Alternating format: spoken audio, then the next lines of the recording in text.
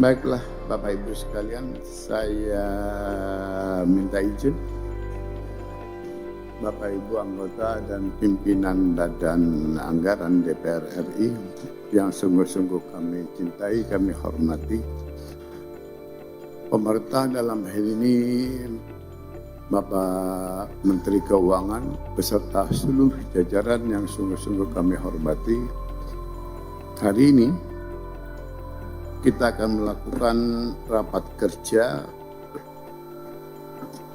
pengambilan keputusan tingkat 1. Yang pertama tentu laporan panitia kerja perumus kesimpulan dalam rangka pembicaraan tingkat 1 pembahasan rancangan undang-undang tentang pertanggungjawaban atas pelaksanaan anggaran pendapatan belanja negara tahun 2025.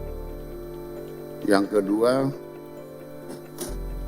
panja draft rancangan undang-undang.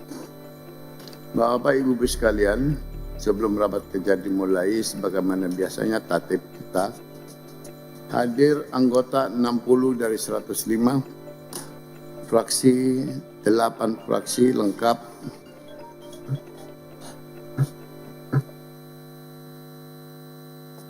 Oleh karenanya, dengan izin Bapak.